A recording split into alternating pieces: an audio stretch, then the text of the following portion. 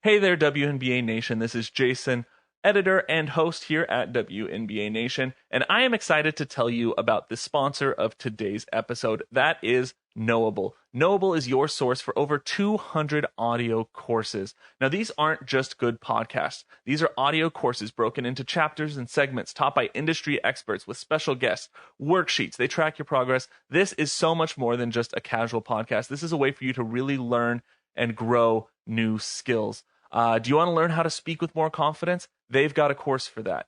Do you want to learn how to switch over to a plant-based diet and have that improve your athleticism? Taught by Chris Paul? They have that. There's so many great things. Do you want to learn how to start and run a great podcast?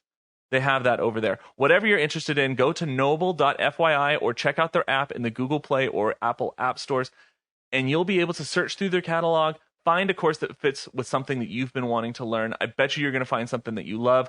And when you sign up for your annual subscription, it's already super affordable, but use promo code WNBA Nation. That does two things. A, gets you 20% off of that annual subscription, so you get some perks for being a listener to our show. The other thing it does is it lets them know that you came from WNBA Nation, and because of that, it allows them to know that they should continue to support our show, which we really appreciate as well. So go check them out. Search for the courses. I bet you there's a ton of things you're interested in learning. I know as soon as I signed in, I had 4 or 5 courses in my queue immediately, things I wanted to learn. So go check it out. Again, the promo code WNBA Nation at checkout will get you that 20% off, and enjoy the show. On October 10th, 2014, President Barack Obama, standing just off the shore of Puddingstone Lake, announced his executive order to establish the mountainous San Gabriel Valley as a national monument, a move encouraged by notables in the Los Angeles and San Bernardino areas for several years.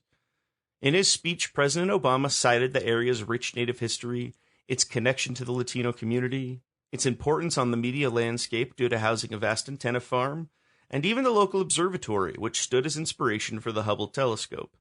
Summing all of it up, he said, "I can think of no better way to honor our past and protect our future than by preserving the San Gabriel Mountains, not only because of its richness of history and culture and science, not only because of its scenic beauty that attracts over 3 million visitors every year, but because the story of the San Gabriel Mountains is, in many ways, the story of America." It's interesting how vast mountain regions seem to fit as a quality backdrop in Candace Parker's story, matching her stature and grandeur, the looming wonder of what could come next.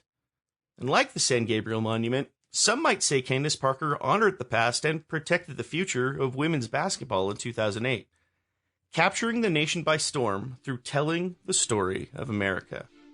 And so, with mountainous backdrops in tow, we move from Old Rocky Top to the summit of Mount Baldy, the pearly gateway to the City of Angels. This is part 2 in the story of Candace Parker's historic rookie season. This is W History.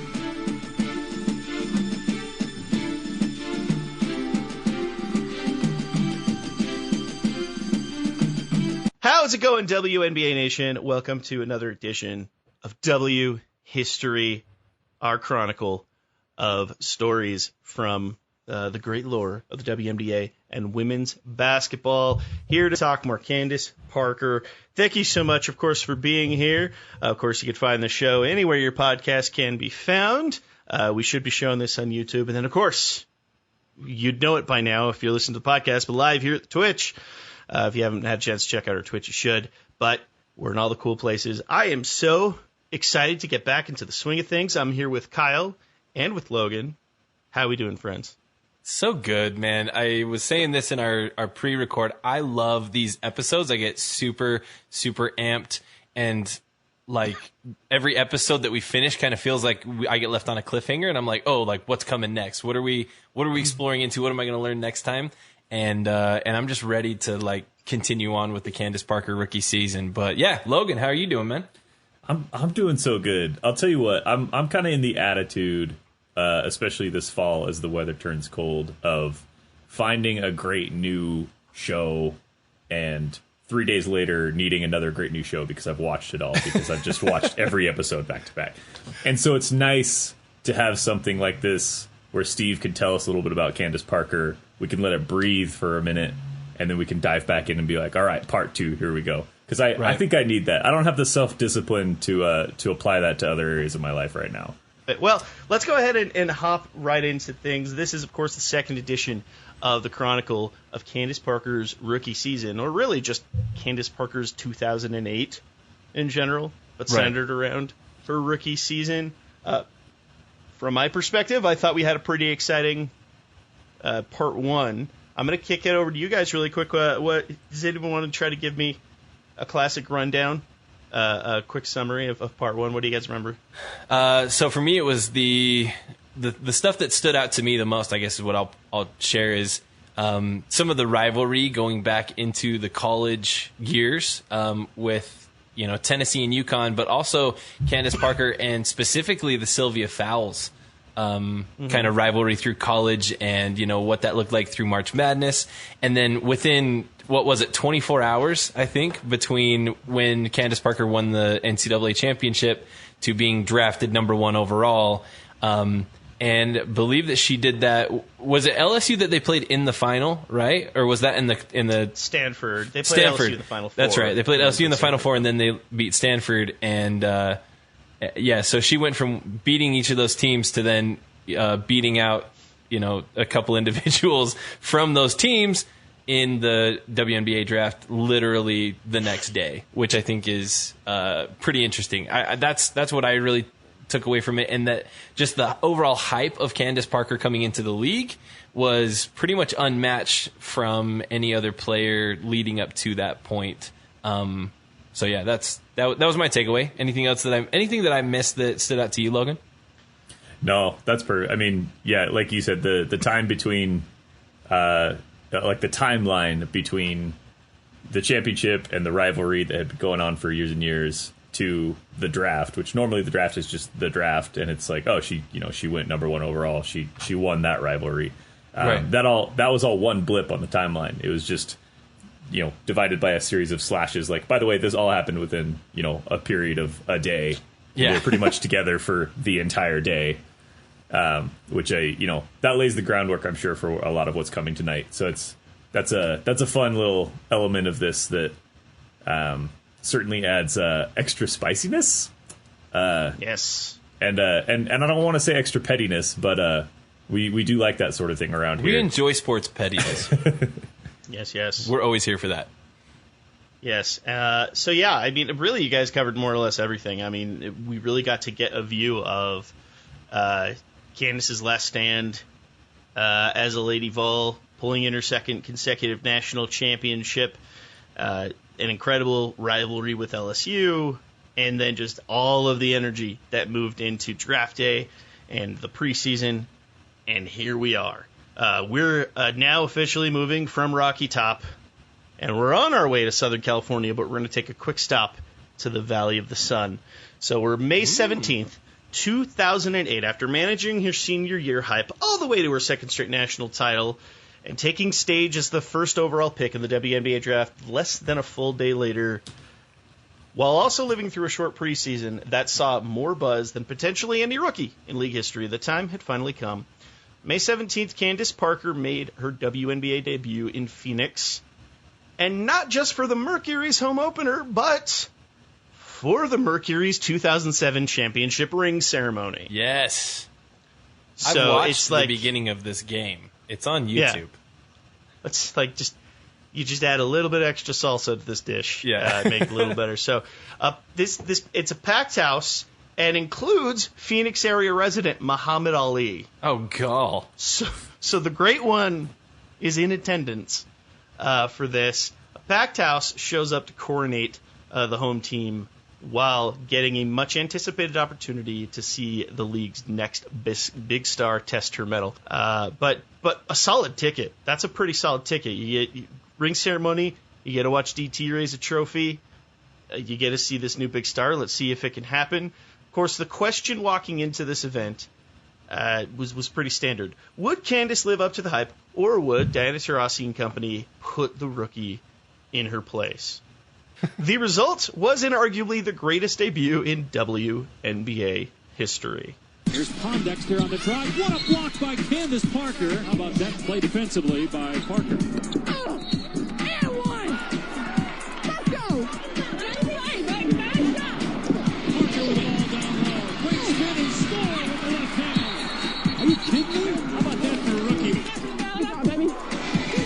points, 12 rebounds, 8 assists for Candace Parker. LA wins it 99-94 in the best debut in the history of the WNBA. Just keep telling her, stay strong. They're going to go at you, but she's phenomenal offensively, defensively. She's five-dimensional. She finds open players. What else can I say?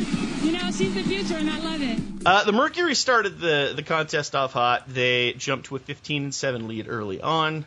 From that point, Candace, Lisa Leslie, and company took over, jumping to a comfortable lead to end the first half. I want to say it was a 10-point lead. I don't have the stat sheet in front of me, unfortunately. This, of course, is when the Candace Parker Show presented its stunning finale.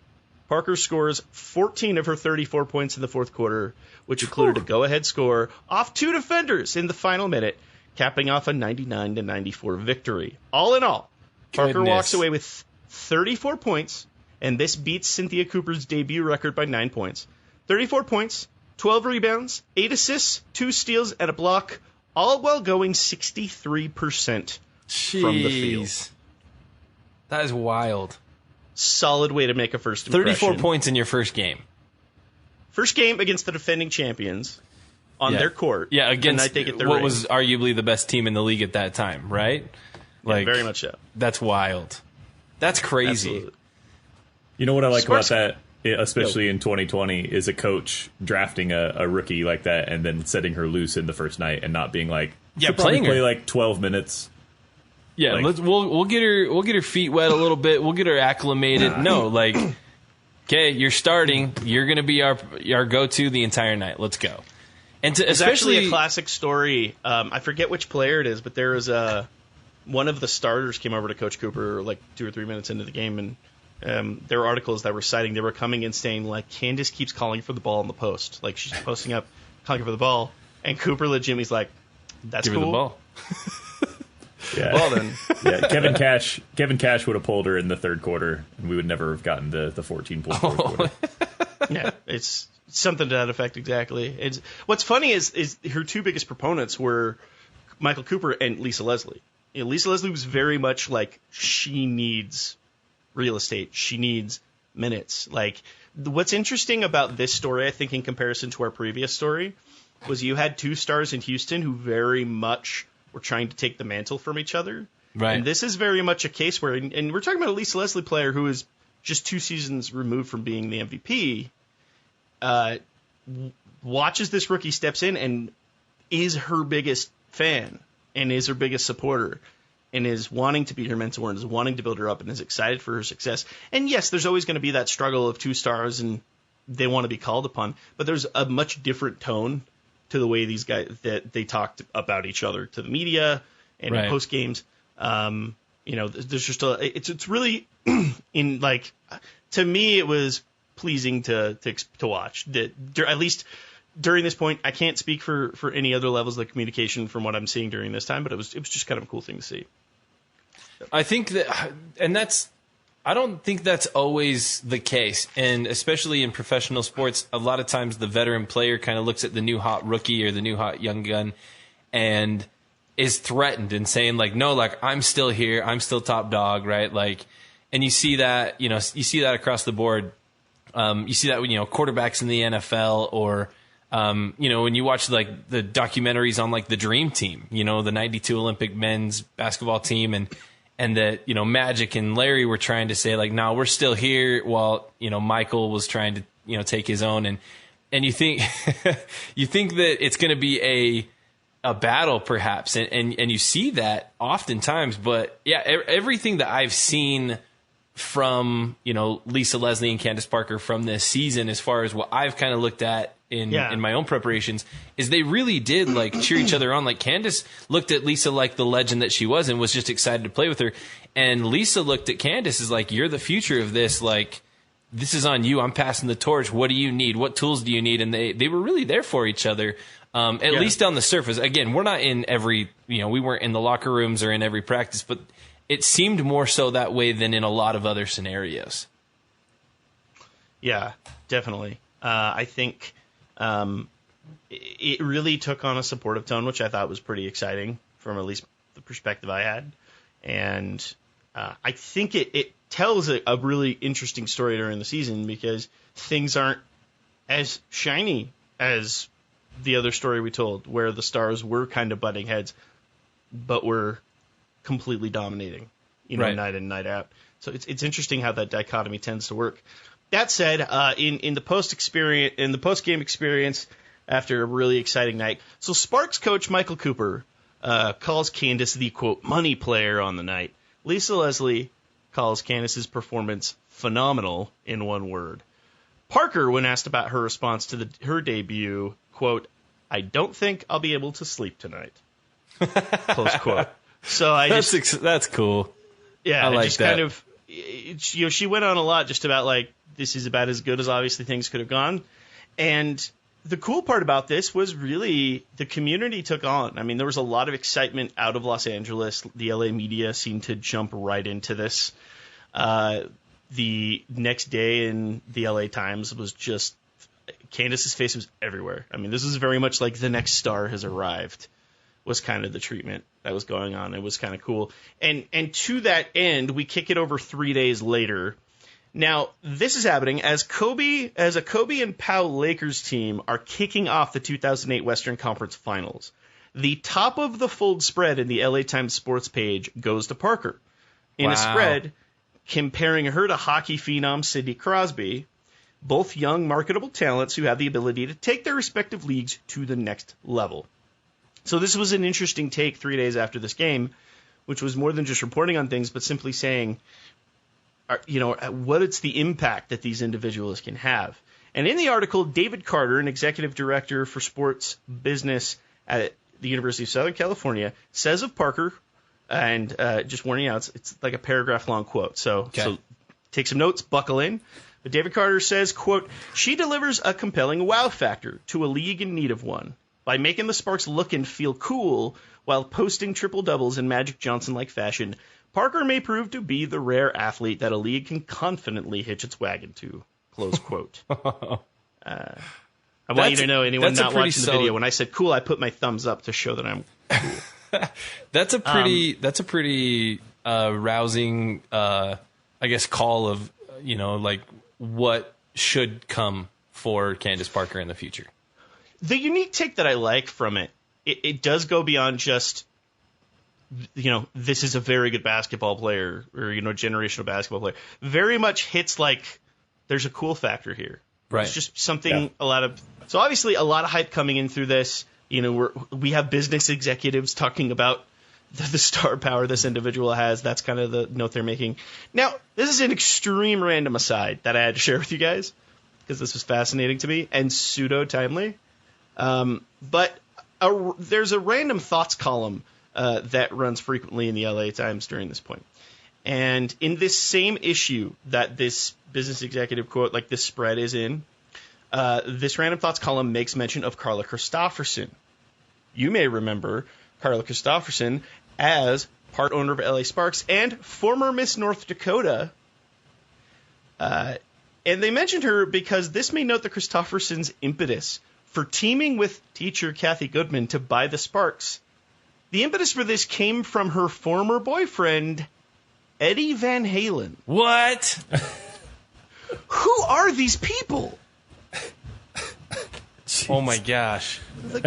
I was prepared for a lot of things to come into this episode. Eddie Van Halen was not one of them. Like Miss North Dakota with Eddie Van Halen. And then there's this English teacher that's like, I will also buy Sparks. It's... Oh my heck. It's impossible to explain. I did not believe that we would get Eddie Van Halen. Oh my gosh. Yeah. It's the story of the entire organization is fascinating. I need desperately a sit down with Carla Christopherson and Kathy Goodman. I need to, or at least anyone who knew these people. I need to know what these people were like. Because how did all of this come to know? Yeah, that would be fantastic. A future episode of W History to be like, all right, let's take a look at the Sparks ownership history and let's just go through it. That would be intriguing. I didn't know it would be intriguing until about 45 seconds ago, but it would be intriguing. I mean, I was on board when it was Miss North Dakota and like a school teacher, and then all of a sudden, like Eddie Van Halen's a part of it. And unfortunately, we're not able to have Eddie Van Halen be a part of this. That would be pretty dope. Yeah. Yeah, but that's it was weirdly timely with all of that. It just so fun aside there. Let's continue to talk basketball. We're moving up to May 29th. After a comfortable rout of the newbie Atlanta Dream, the Sparks then fall to the Indiana Fever in double overtime. While the Fever are without their star Tamika Catchings on the night, her replacement, Mississippi State standout Tan White. That's right. Name was you know Tan names White? with two first names, but have you ever had a name with two colors? Mississippi State standout Tan White scores 11 over 20 points in the second overtime to steal the result. So say whatever you want about Tan White, but she can ball. I love that. The loss, of course, is less than ideal, but this doesn't stop Parker from accomplishing another league first, posting a stat line of 16 points, 6 of those in the second overtime, so she did come to play then. 16 points, 16 boards, 6 blocks, 5 assists, and 5 steals. Oh, she got the first 5x5. 5 for 5 in league history. Wild. As a Or at rookie. least second. It might have happened. I couldn't confirm. I swore Cynthia did it once, but I was couldn't thinking confirm maybe it. like Janeth Arcane. Yeah. like, maybe So to my would- understanding, this is the first 5 for 5 in league history. With 16 boards to boot, 6 blocks. Does it? That feels 6 like a number blocks that's not doesn't possible. register. Yeah, like that's Yeah. that's wild. 6 blocks isn't like anything over 2 blocks a game. If a player gets more than 2 blocks, it's noteworthy. Yeah, to get 5 Yeah. or more is That means at one point she had 5 blocks, and the other coach on the other sideline called a timeout and was like, "Hey, stop trying to shoot over the top of her, okay?" And then they went back out there, and she got another one. It's that or the coach went, I think we're due. Yeah, she ain't getting 6. Let's try one more. I mean, look, the Fever won. I mean, it's, yeah. but still, that's, That was back when the Fever did that sort of thing. yeah. Hey, they're not Zing! too far off from bringing in hardware. So That's true. It's- They won a they're not- championship like just not long before we started our show. So Yeah, it's big tree fall hard. It happens. But yeah, so 5 for 5, pretty cool stat line there. Naturally, every single post-game report makes note to call out failed dunk attempts from both Parker and Leslie, but that's nothing. right. Let's head to May 31st. After an easy victory over the Washington Mystics, which saw Parker post her third double-double in 4 tries, the Sparks end the month of May with a 3-1 record. This takes place, of course, on the same night of the announcement that Parker and Leslie would be sharing the court not only on the Sparks, but as members of the U.S. national team in the upcoming Beijing Olympics. More on that in a future episode. Ooh, So get ready to talk cliffhanger.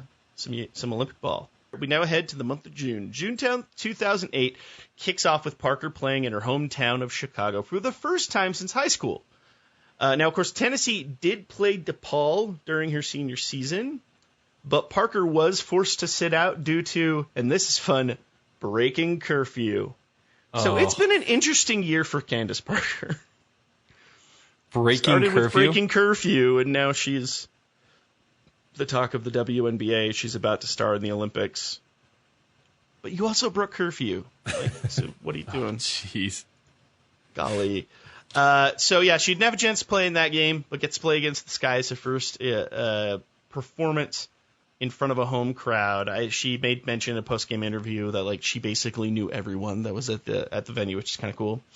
Now, this game would see Candace foul out early in the fourth quarter, but not before posting 12 points and 7 rebounds en route to an overtime victory for the Sparks. This game would be the final of a 5-game road trip to kick off the Sparks season, Ew. as they head back to Los Angeles Jeez. with a 4-1 record and 5 straight road sellouts, which is a first for any WNBA team. That is, Which is wild. interesting. Yeah. We just got done talking about a team that won 4 championships in a row and didn't boast 5 straight road sellouts. Candace Parker shows up people want to come and watch. I just find it, and yes, you could equate that to so much more than Candace. I mean, you're talking about a team that also didn't have Lisa Leslie the year before. Right. So she's returning. So there's a lot of excitement there. But at the end of the day, I mean, Candace very much was the discussion point and the hype point at that end. And, obviously drawing numbers.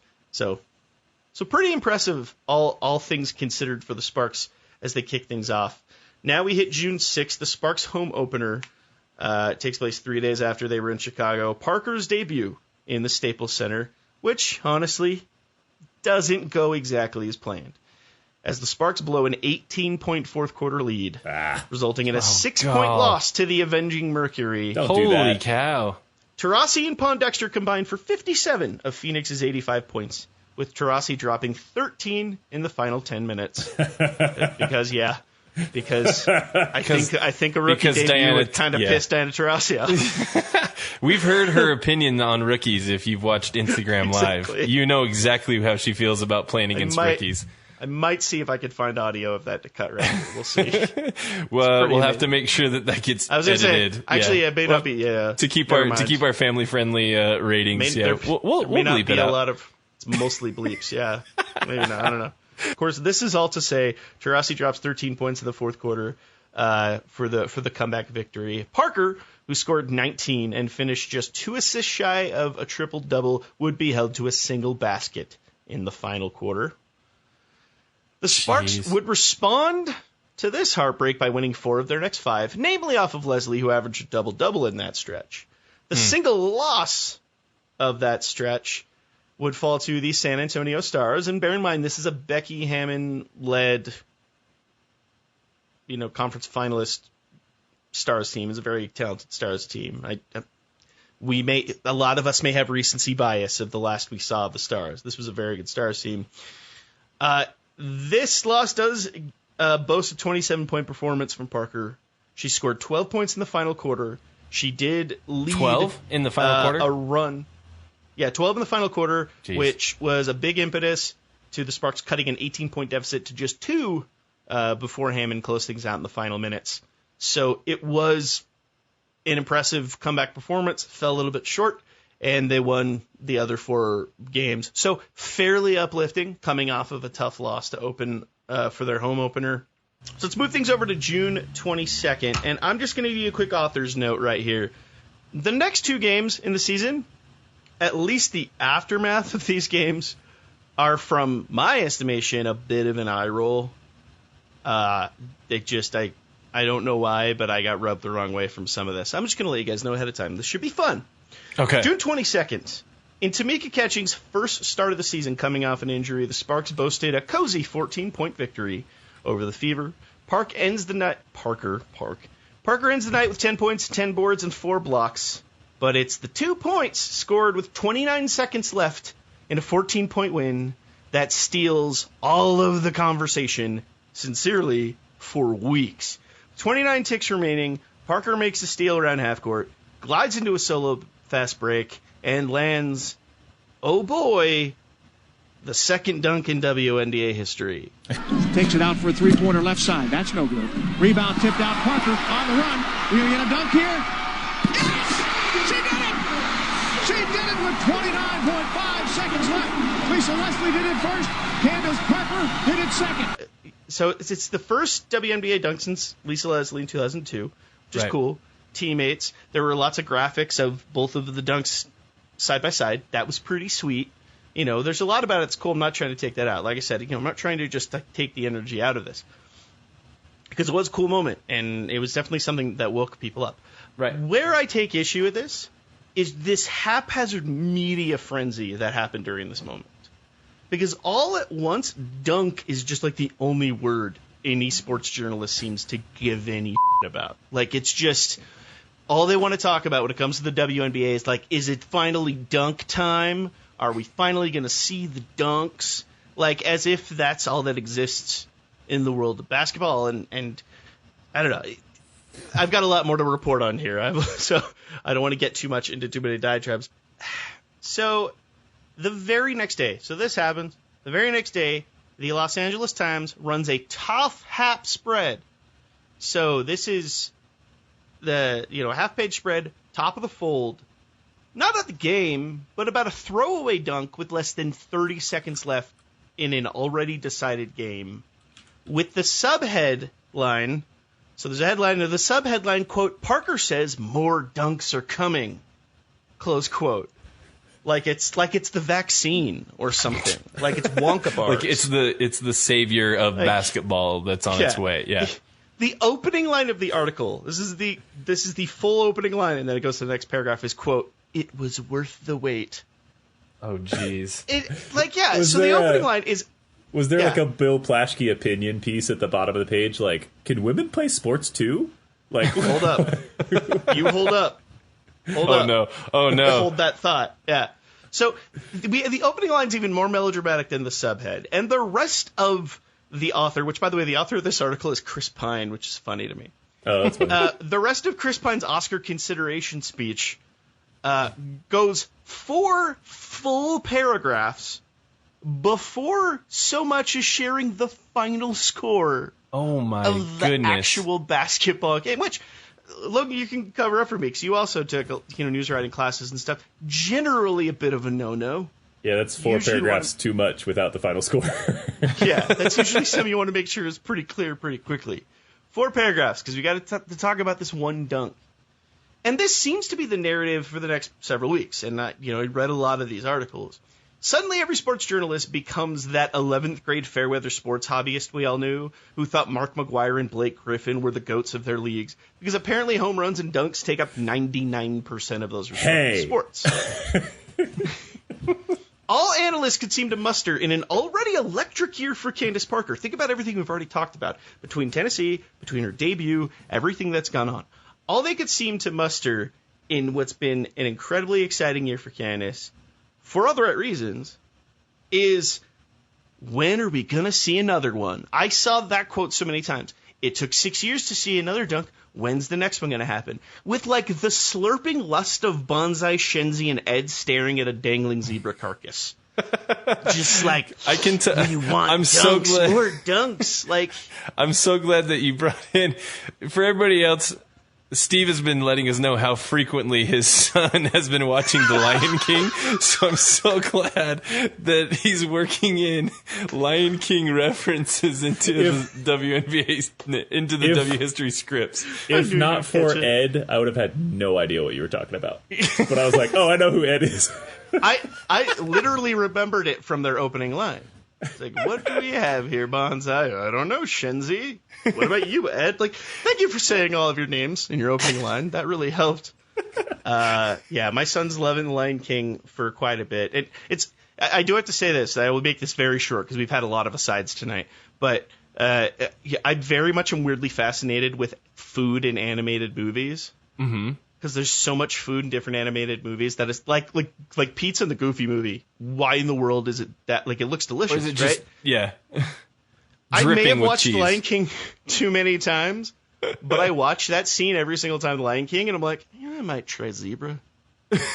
Oh, I thought you were gonna go the Timon and Pumbaa. Like, do those bugs look Grubs. good? It's like Have the bugs sort of look okay? slimy Bugs yet look all right. satisfying. Like, when he's like, oh, the Greenfield kind. I'm like, yeah, the Greenfield kind. That would be interesting. Yeah. But, so that's the general narrative, though. There's this weird obsession with when's the next dunk. And, of course, lucky for all the pundits, the answer is 2 days. June 24th, the first clash between the Sparks and the Seattle Storm featured all of the previous. And so it is a great statistic or fact. I think this is exciting.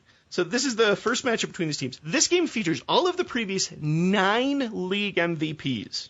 Holy crap! Holy The last crap. 9 MVP awards are featured in this game. Can you guys name for me Oh gosh. who those are attributed to? I'll give you one hint. There's 4 players that this is attributed to. Okay. So, obviously, Lisa Leslie. Yeah, And she's then, got 3. Okay. So what? Hang on. It's 2008. The Sparks and the. Why am I blanking on what you literally? Basically just said? going back to 2000. Okay. 2008 or 2000 to 2008 are. Or 99 technically, but So Tina Thompson. Did she win one? incorrect. Oh. Tina Thompson never got one. Did Lauren Jackson win one? Lauren Jackson has 2 at this point. Yeah, duh, okay. That makes sense. Leslie has 3, Jackson has 2. Sue Bird? Sue Bird doesn't have one at this point. Okay. There's one that should be fairly obvious based on content we've done in the past. Yeah, why am I... It's turn around, look behind you, look, Kyle. Oh, Swoops. Swoops. Yeah. Yes, go. Swoops has 3, Leslie has 3, Lauren Jackson has 2, and Yolanda Griffith has 1. Okay, oh, Griffith. She's on the Storm roster. Yeah. So we've got she was the one that like stole that 1 MVP kind of in the middle of Coop and Swoops. So 9 MVP awards attributed to these 2 rosters. So star power through just to the 9s, right? Right. Pun intended. Parker, amid all of this, greatness is not the word I wanted to use. That sounds lame in the moment, but just all of the star power, 9 MVPs, amid all of that buildup, is the story on the night. 22 points, 11 rebounds, 4 steals, 3 blocks, and a 14-point Spark win against a very talented Storm team. But who gives a shit, right? Because we want to know if there was dunks. And dunks there was, with pretty much the same scenario. Only this time, there's nearly a full minute left to play and not just 29 seconds. Jones drives over to the right wing. Tried to pass in the pace, stolen by Parker. She's got a breakaway, takes it up and gets it home!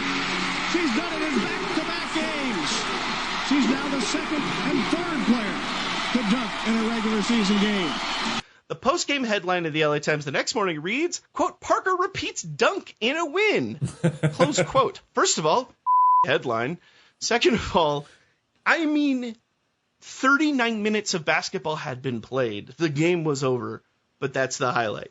This game features a huge performance from the league's new phenom alongside an unreal collection of historic talent, including, by the way, one of the league's greatest player feuds in Lisa Leslie and Lauren Jackson, signaling a potential return to prominence for a great Sparks team. But, dunks.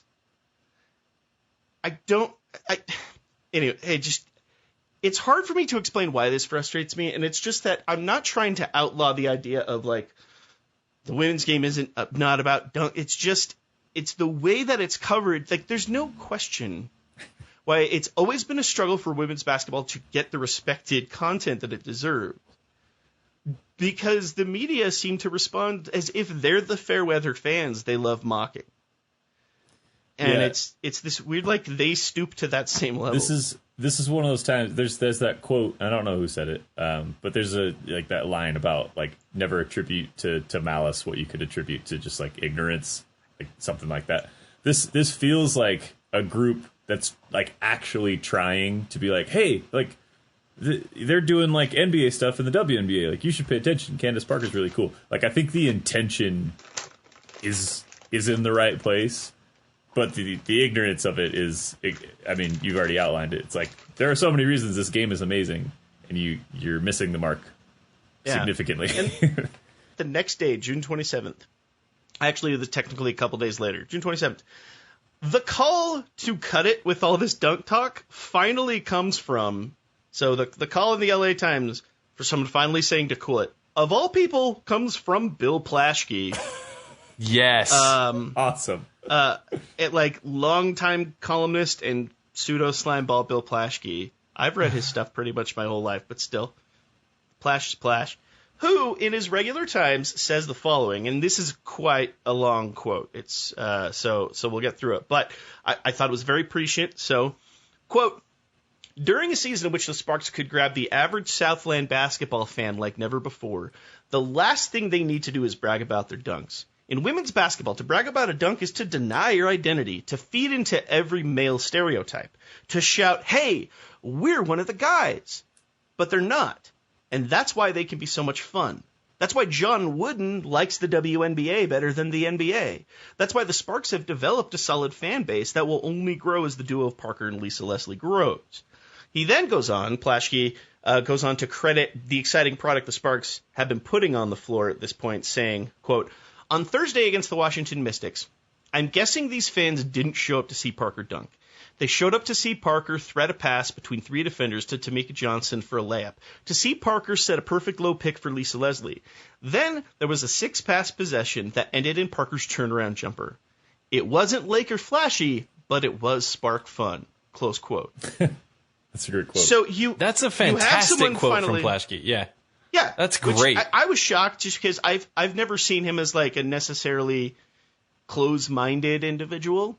Right. But he definitely felt like the person that was like, well, let's not forget who we're talking about, though. Yeah. And he actually says a lot that stands out to me, which is this idea that these like short winners in sports are what draw crowds. Like, we want to see lots of dunks. That's what's going to draw a crowd. We want to see lots of homers. That's what draws a crowd. Like, there's this idea that this like hybrid level of athleticism and people flying out of the gym is why people come to watch basketball.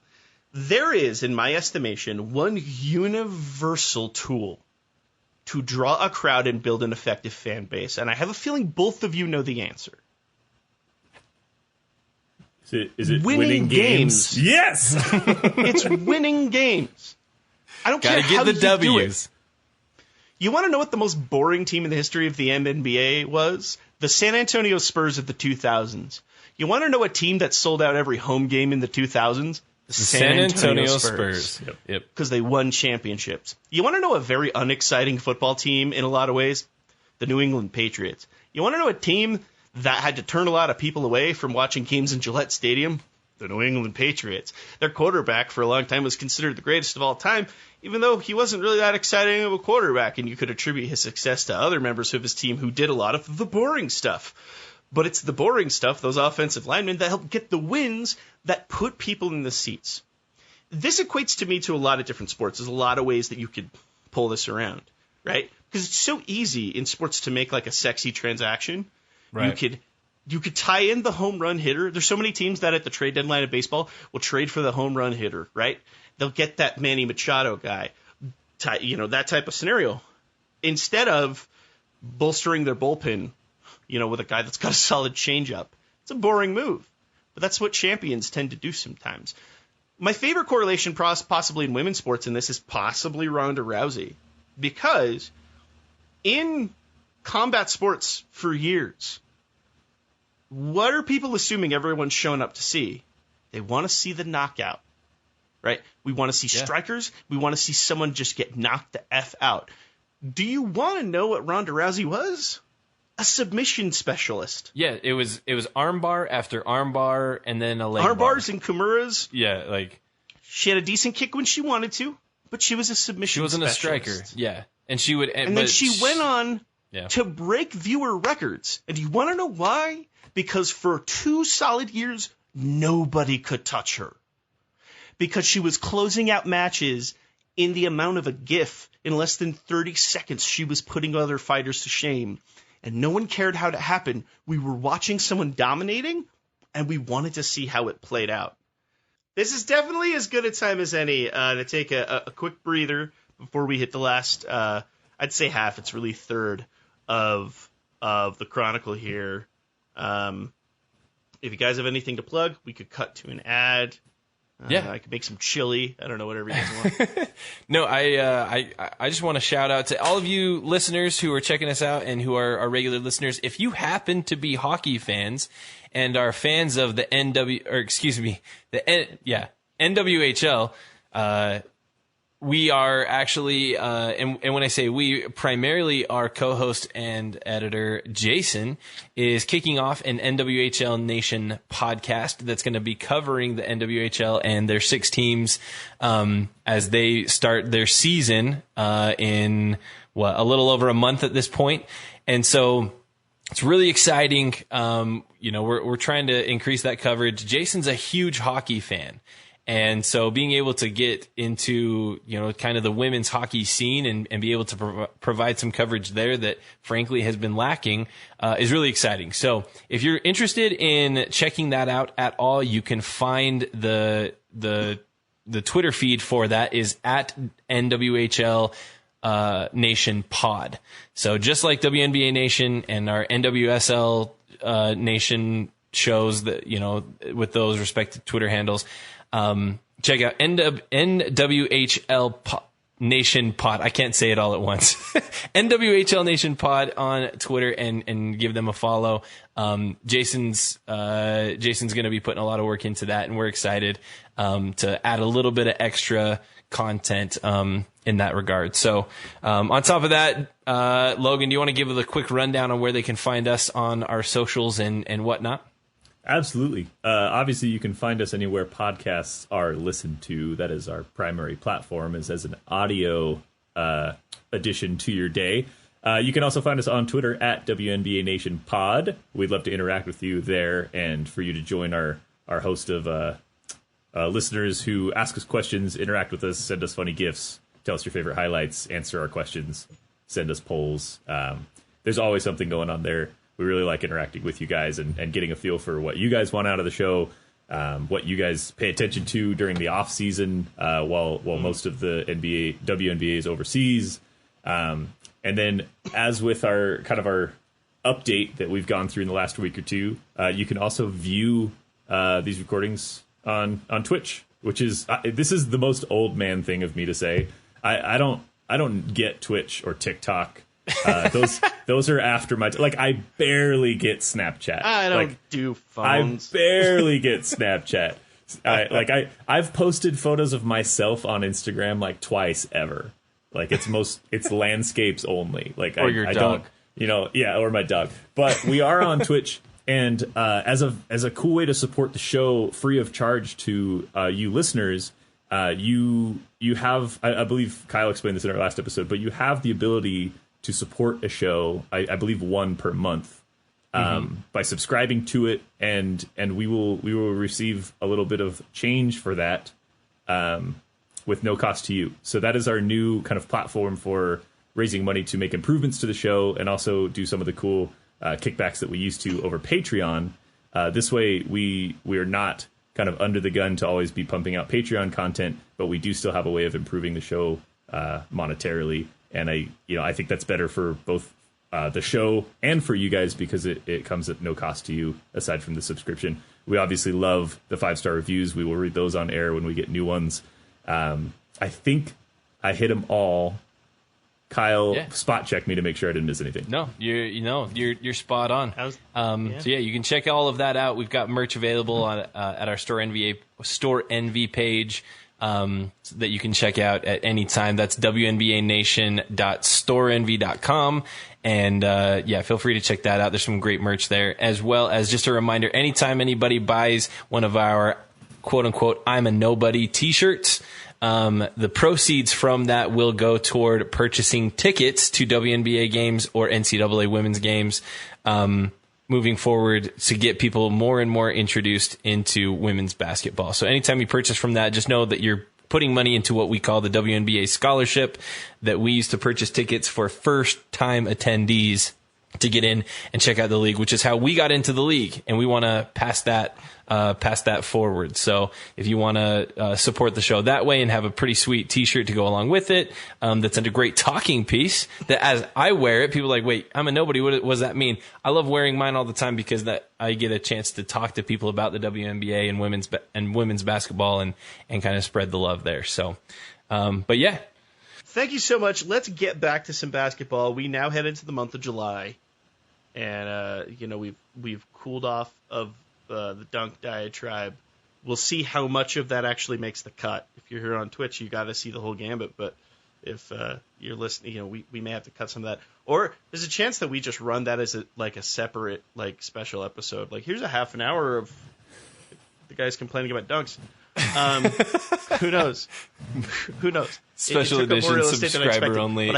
For me, it was group therapy. I think I needed that. This is actually really awkward because I got Steve a pair of SB dunks for Christmas, and now I've got all of this I hate dunks, and I'm like, I'm okay with that.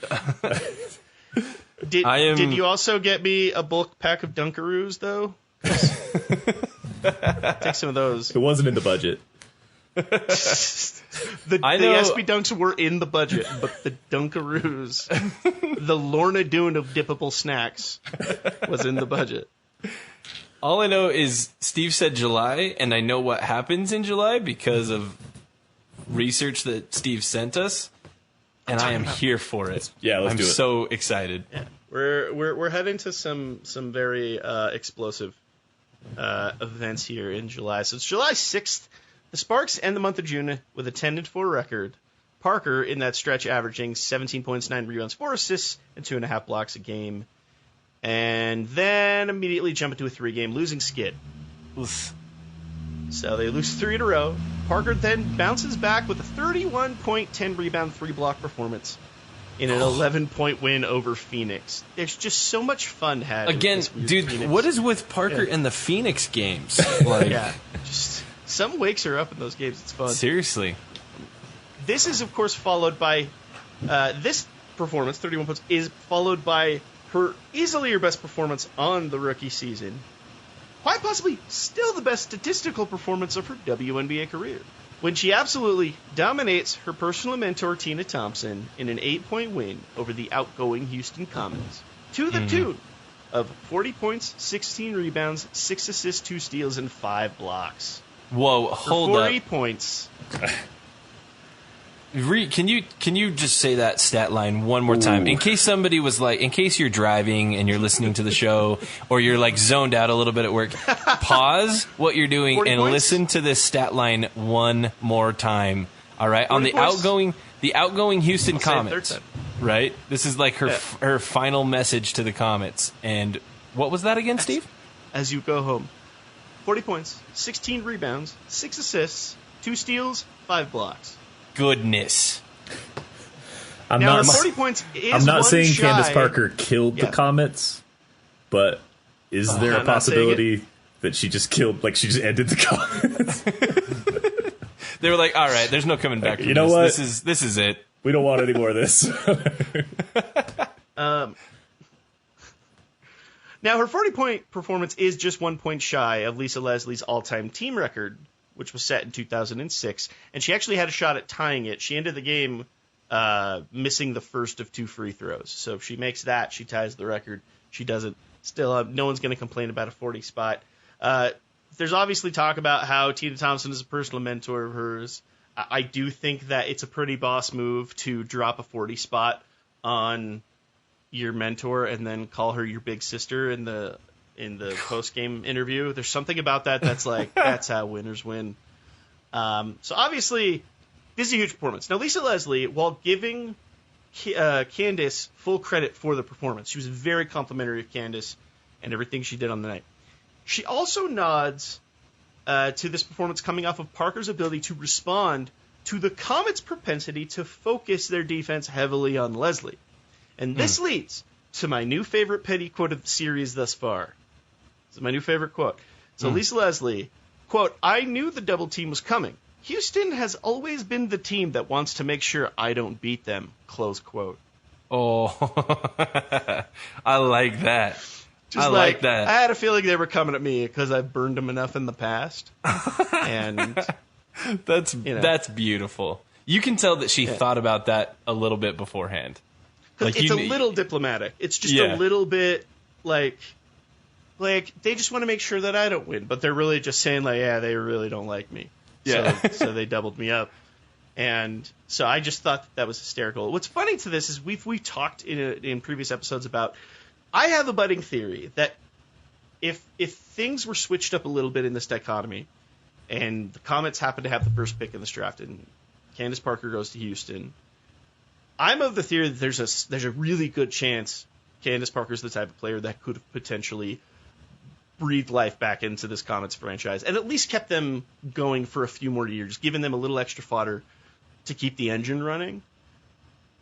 And as I read through these types of experiences, by the way, when I read just simply about they're selling out road games and, you're seeing all of this effect, it kind of reaffirms it for me. Like, with the Comets, it's almost frustrating because you get a weird view at like what could have been, and it comes at the tune of her dropping her career high on you, and yeah, big night. But by the way, still her career high, 40 points out of her rookie season. So. That's crazy. Because I know she's had big games since then, but yeah, to set your own career high as a rookie is pretty wild. That's pretty impressive. Well, they didn't have anyone doubling up someone who they don't want to win, so That's true. That's true. When other teams are just doubling up on Lisa Leslie, it opens the floor a lot for you. Ironically, I put that quote up there with Tina Thompson's. I still don't know who that is. Sorry. It's ironic that it was against the Comets when Thompson had the other one that I was like, those are money quotes. Of course, let's skip from a historic 40-point and then some performance on the 16th. We're actually going to jump quite a ways, a couple of weeks. Unfortunately, the Sparks follow up on these two dominant performances from Parker with another midseason funk, losing 4 of their next 5, going from the top of the Western Conference to just the top of the Western Conference just a few weeks earlier. So at the time we were talking about that, they were leading the conference. Now on the cusp of dropping all the way to 4th in the conference, which might potentially dip them out of contention. Because I guess top 4 would have gotten them in, but still, they're leading the conference. Now it's like you might be on the precipice of not making the playoffs. So a tough stretch of 5 games. Now it's my personal theory at this point that Candace fell into a bit of what I'd call mental fatigue. Right. When you consider she hadn't seen a break from competitive basketball outside the occasional day or two off since the fall of the previous year. We all remember the draft night story. You go from a national title to get on a plane, go to a draft night, immediately hit a short preseason to start this regular season. You're headed into an Olympic season where all eyes are on you. So there's this break that you're not getting because you're about to go be a part of this Olympic team. Right. And you're battling through this historic season where the media seems to only care about whether or not you dunk a basketball, regardless of everything else that's going on.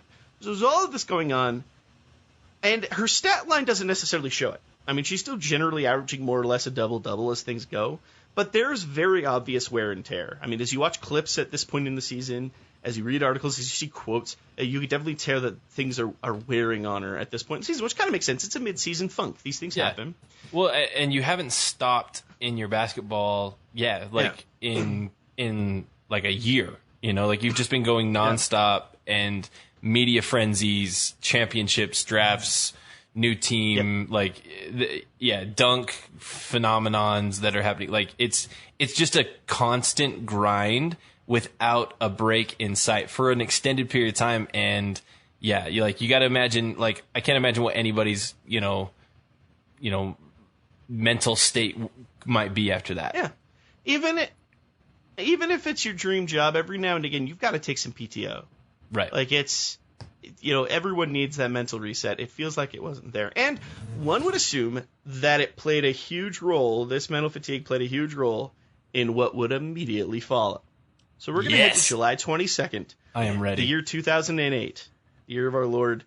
The Sparks knock off the Eastern Conference leading Detroit Shock in a 3-point victory. Only the second home loss on the season for Detroit. The Shock looked great this season. So they walk into the night with 1 loss. The Sparks tend to upend them. Parker ends the night with 21 points and 2 blocks. But we're not here to talk about that, are we? No. Nope. Friends, let's talk about Malice in the Palace 2. Detroit has one timeout left. Here we go. Okay, this is absolutely inexcusable. I got you. Oh, stop. Go to the bench.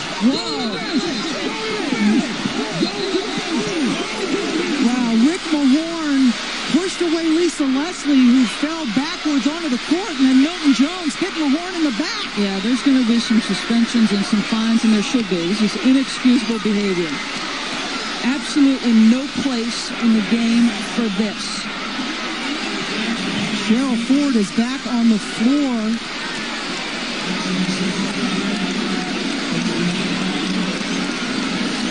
And what had become a physical game is greatly deteriorating. Fight! This is an actual name it's been given, which is funny to me because I have a lot of takes as far as that's considered. I should preface something before we dive into this, and that is that everything we said about dunks earlier is true. But if you substitute the word fight or brawl into that headline instead of dunk, I'm like, yeah, totally agree. We need to talk about the fight. Like 100%. I have some heavy takes on this. I've already shared them with you guys. I'm going to give the rundown. Now, of course, I did give you guys homework. I sent you the clip here to watch of the 9-minute stretch of all this going down. I'm going to read through the sequence of events that transpired here, and then I'd love to hear your guys' response to it. So, toward the end of the contest, Parker and Detroit Shock forward Cheryl Ford, also, fun fact, daughter of Karl Malone. Right. Yeah. So Cheryl Ford and Parker face up on each other after fighting for a rebound under the basket. Parker begins to make a go at Ford at this point when Lisa Leslie steps in to cut things off. They head up the court, and at this point, you can really tell emotions are palpably high. You can just kind of feel that pulsing in the air, even watching it on a screen. With 4.5 seconds left, the Sparks' Marie Ferdinand Harris sinks a free throw, and during that shot, the Shock's Planette Pearson makes a hard box out on Parker. I mean, just honestly rams her with her backside. Kind of a hey, like, lay off my teammate kind of a thing. Like, I saw you coming after my teammate. I'm going to send you a message. Right? This was very much like a... There's physical box outs, and then there's what Pearson did, right? Where she was coming at her, she was trying to send a message. And like elbow swing in, like a really, really forceful box out there. This was very much a fastball well inside. Like, watch yourself, right? Right. And so during that shot, she hits this hard. Now, Parker spins toward Pearson, and this leads to both players getting entangled, falling to the court. And that's when you hear the first whistle, play stops.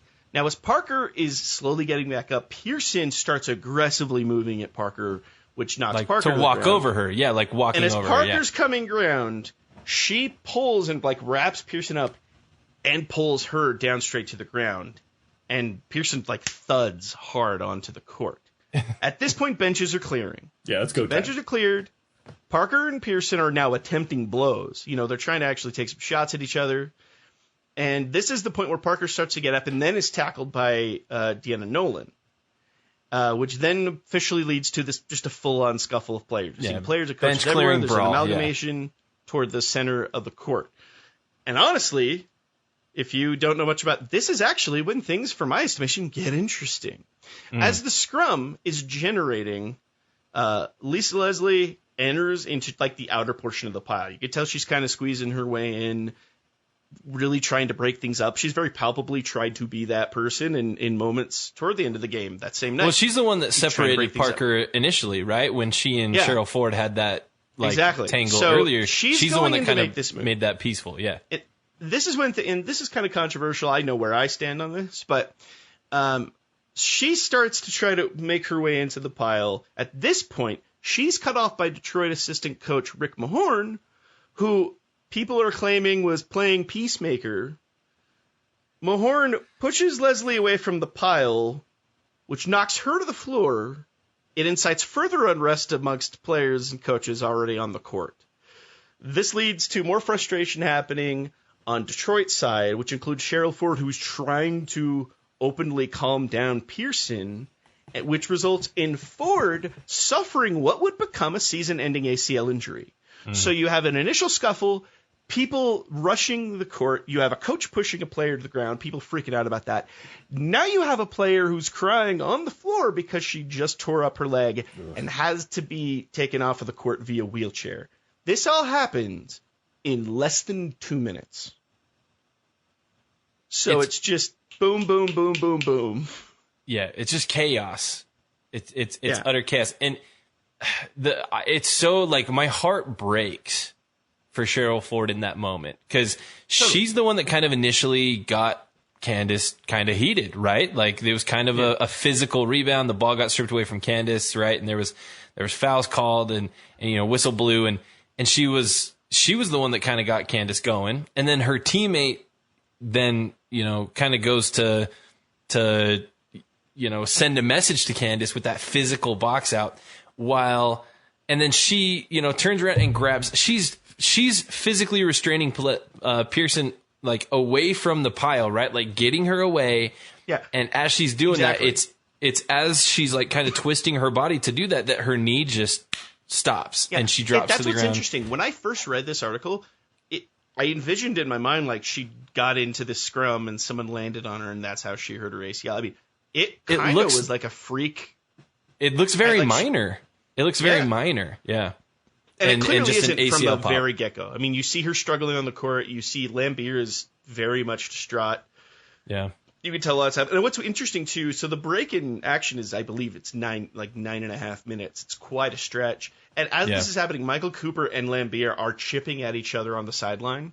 Yeah. And kind of not even like fighting, but almost just like, all right, can we get this over with? Because Lambier is about to blow a gasket from the refs. He's like, can we just end the damn game? There's 4 seconds left. Can we review this later? Cooper's like, let's just take this W home. They're chipping at each other. Of course, Michael Cooper and Bill Lambier have a history. Yeah, they don't like each other. Playing for the Lakers and Pistons, respectively. So there's all of that going on. All in all, like I said, 9-minute break in action, 4 ejections on the night, 11 total suspensions. Planette Pearson suspended for 4 games. Rick Mahorn suspended for 2. Candace Parker suspended for 1. And every other player. Well, there were a couple Sparks players since they left the bench to incite this were given 2-game suspensions. Most everyone else were single-game suspensions. Obviously, there's some controversy there that these were the 2 people in the scuffle, 1 for 4 games, 1 for 1. But I mean, when you look at the tape, clearly one of them incited the moment, at least.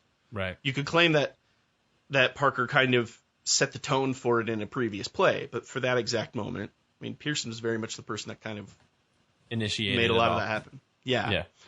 Mahorn put his hands on a player, knocked her to the ground. I get why you'd be suspended for multiple games given that. I get it. If you want to claim peacemaker, if you want to claim that Leslie might have taken a shot at him and he was responding that way.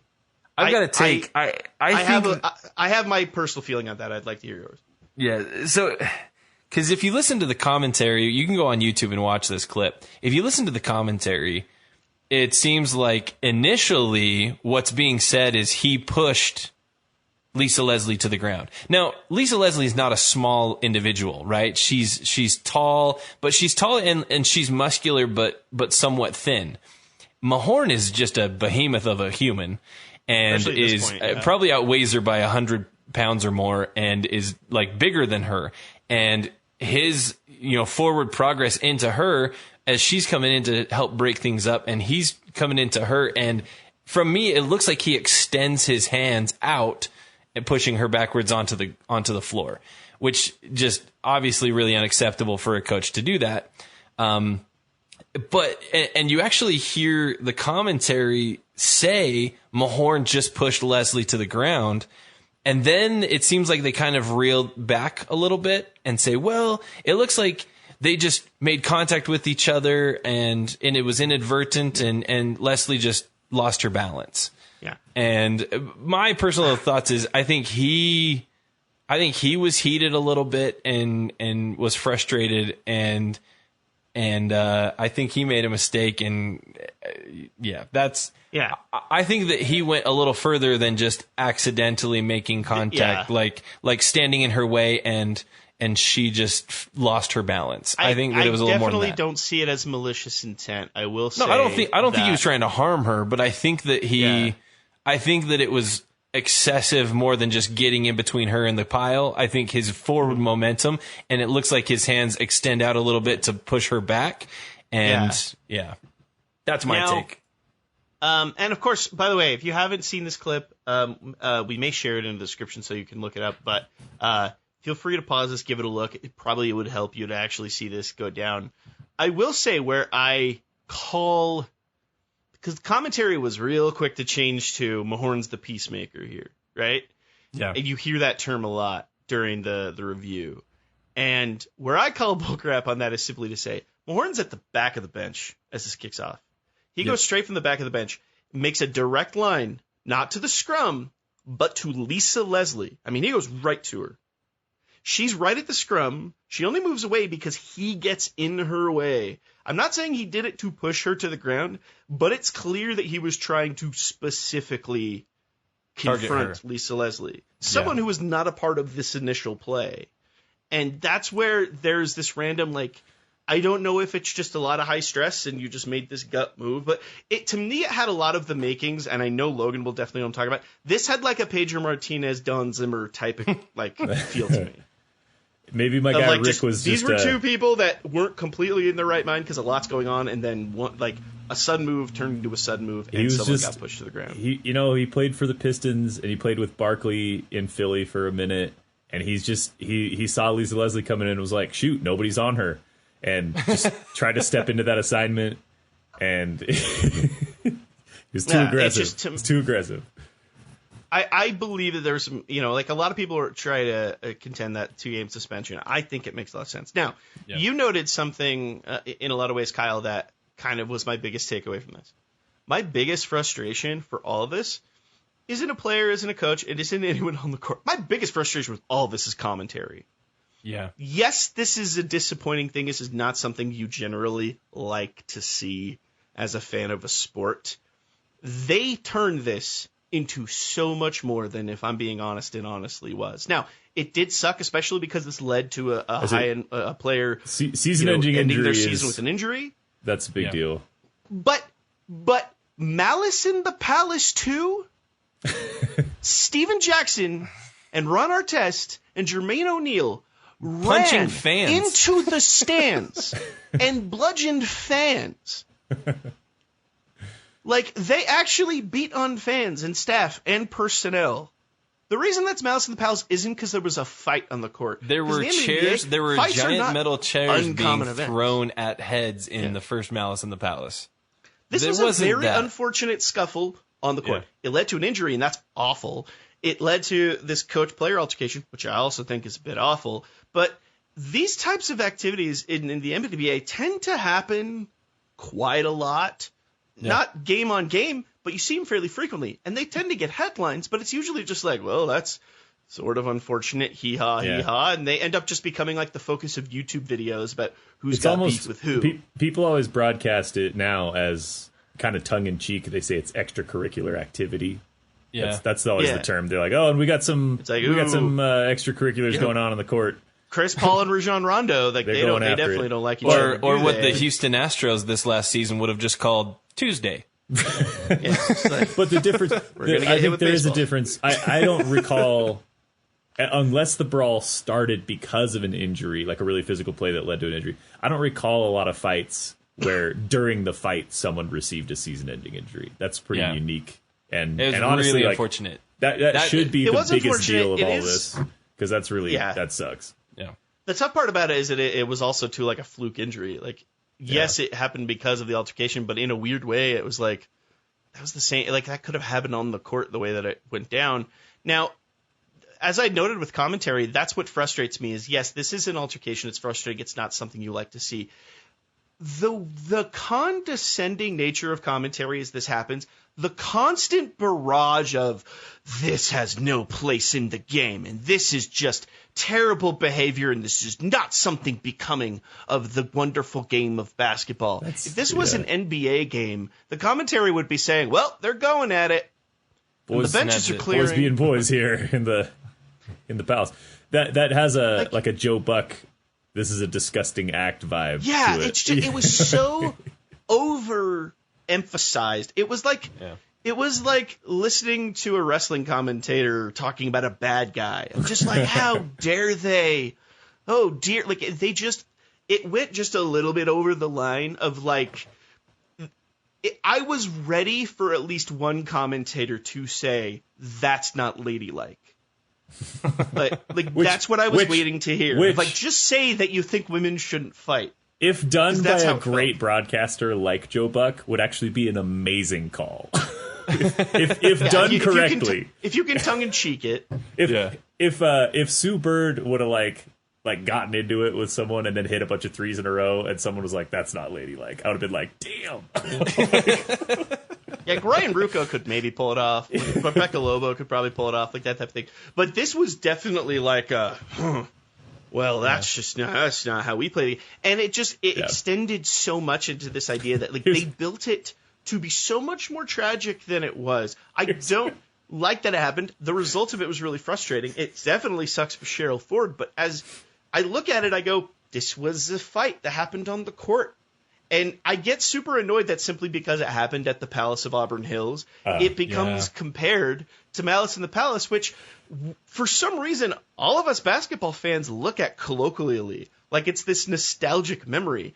It should be like the darkest night in the history of the NBA. The lowest low. Yeah.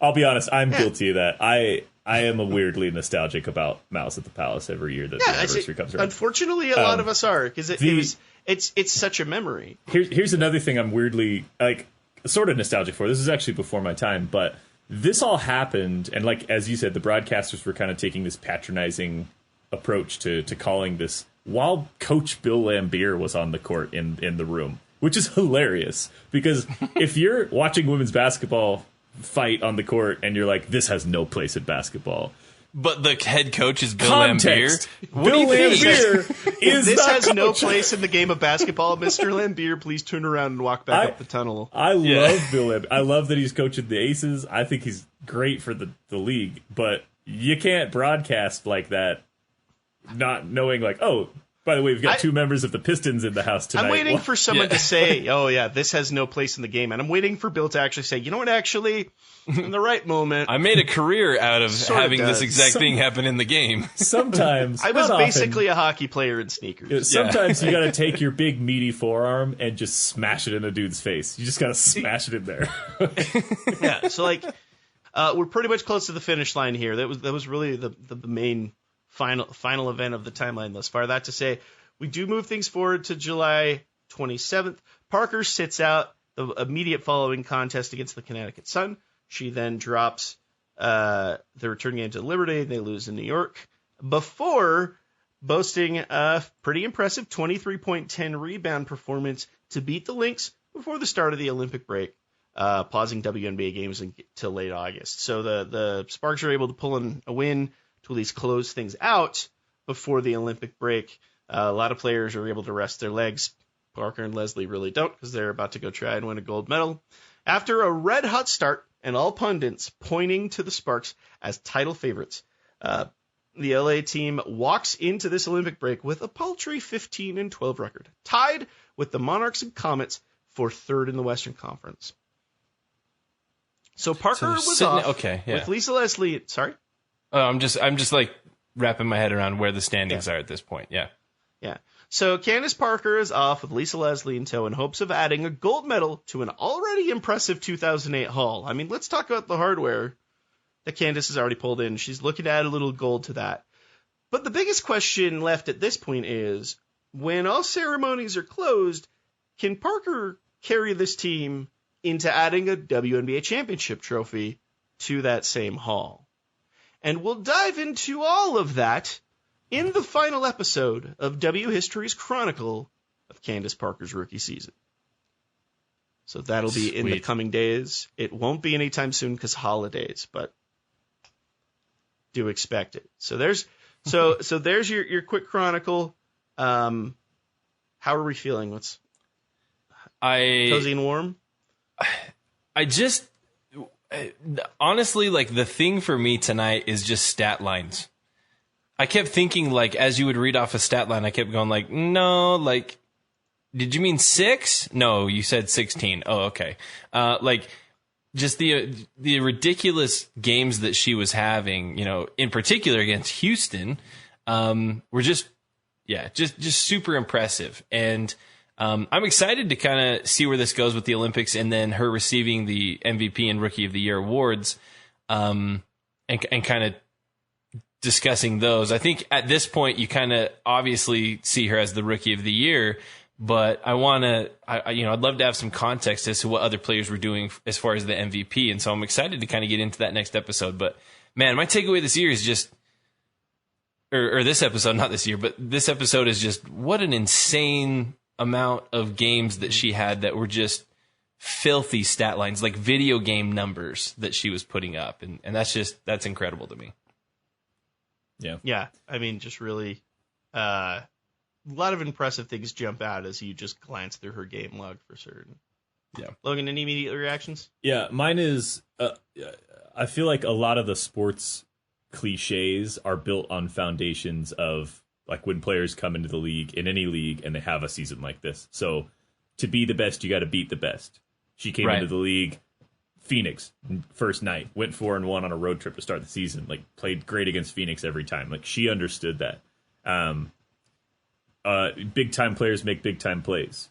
Same deal. Like when she had to show up, when teams were doubling Lisa Leslie and basically gambling on, let's let the rookie beat us, she had to make those plays, and she routinely She did, yeah. And that's the sort of thing that makes a player great. We throw around a lot of words that we associate with good players a lot of time to explain, like, oh, they were so fun to watch and they were so good, they were great.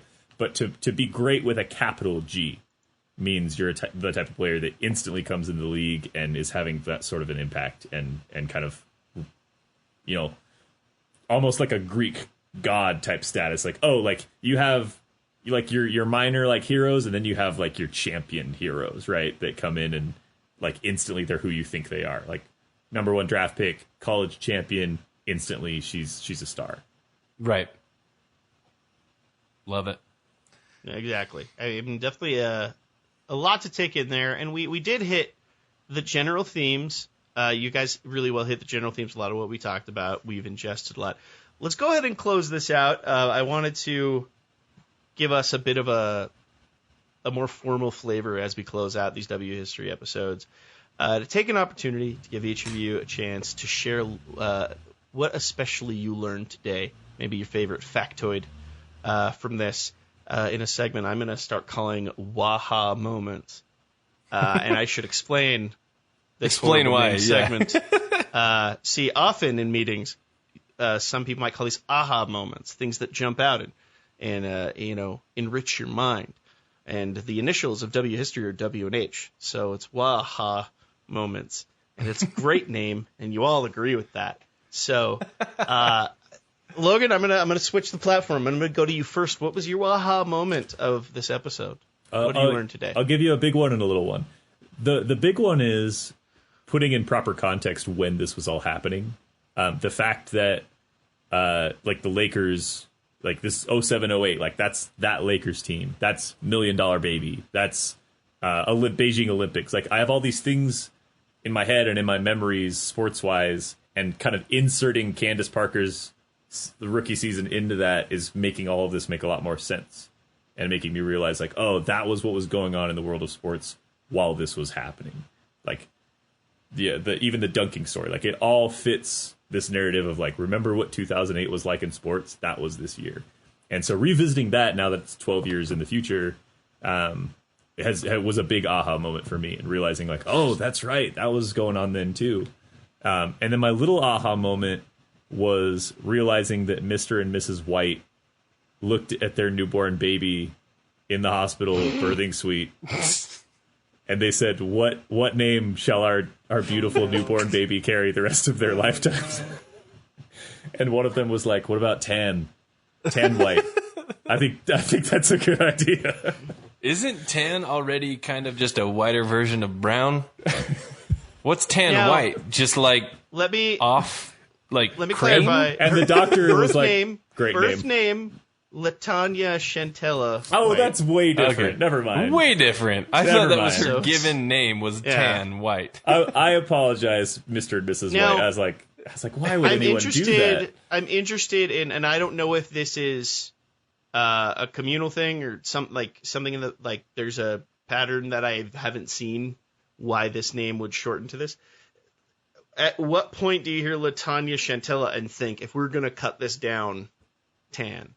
So that's where I think there's a lot you could have done. My assumption is you went Latanya, so Tanya, and then it became tan.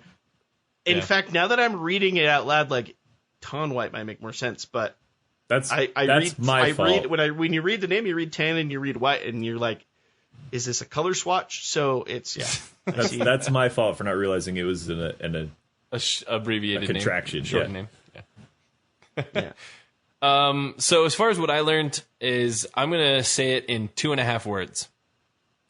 Eddie Van Halen.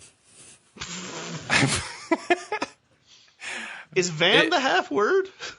The Van Halen's the 1.5 words because it's a last name, but it's kind of two. Like I don't know. It's Okay. It's got the I second get you. capitalized letter there. I get it. Two and a But half yeah, men it's should have been 2.5 words. 2.5 words. That's how long the show should have lasted. But But like that blew my mind that he was involved with the ownership of the Sparks. I thought that was really, really intriguing to me. As far as things that I learned that blew my mind today, that was tops probably. That was. I mean, there's a lot of great things about Candace herself as well, obviously, but But as far as new things I learned today, no idea. And I'm a huge Van Halen fan, and a huge Van Halen fan, and then I obviously cover the WNBA. No clue. Didn't make that connection, and that makes my whole night. absolutely. My biggest learning from the night, my waha moment is, you know what? In the right light and the right stream of animation, zebra meat looks fantastic. I thought one of us was going to go Plashke, but we went zebra meat and Tan White, Eddie Van Halen. The one main crusader to say we need to stop this dunk talk and respect women's athletes for the great that they are, that came out of Bill Plashke was actually the thing from my research that was like, hold up now. It's like, wait, him? Yeah. Yeah. Love Very it. intriguing. Yeah. Fantastic. So I had a blast tonight, though, guys. That was great. I liked learning also that John Wooden was a WNBA fan. Yeah. See, and I've heard that. I've always referenced Kobe as my go-to. Like, well, if it's good enough for Kobe, it should be good enough for you. But it's nice to have another one in like the all-time great minds of basketball to be like John Wooden, got like it. the patron genius of basketball. Right. Yeah. Like, yeah. Recognizes the game for what it is. Yeah. Like, Which, by the way, you wouldn't have learned had Bill Plashke not woken up one day and was like, someone's got to say something, and it's going to be me. Shouts to It's going Bill. to be Bill. You got this, Bill. He calls himself Bill in the mirror. You got this, Bill. Watched enough of that guy in Around the Horn to know that that's 100% true. So that's everything for the second installment of Candace Parker's rookie season here on W History. Would love to hear, wherever you're listening or watching this program, how things are going so far. How are you liking the W History program? What can we do to add some spice to this? Are there stories, players, seasons, topics, anything that we can potentially add to the docket for a future installment of W History? We love your ideas. We have a lot of stuff that we're potentially adding to the pipeline.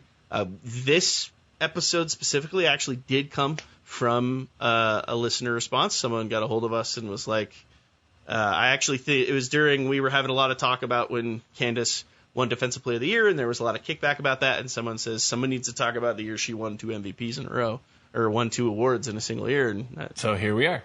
well, here we are. So, but definitely love your feedback on that. Of course, you've already heard our previous spiel, so you know where to find us on Twitter, Facebook. Subscribe over on Twitch and check out the live experience there. All of that good jazz. Start an account with Knowable and change the voices in your head. I haven't memorized that yet, but there will be a link in this description where you can 20% off on Knowable. All that good stuff. Anything else before we call it a day, friends? No, I think we're good. That's it. We did it. Awesome. Well, thank you so much for joining us in this episode of W History. We're excited for the closing part 3. But until then, I'm Steve Schwartzman. I'm Kyle Haywood. I'm Logan Jones. And we got you next time.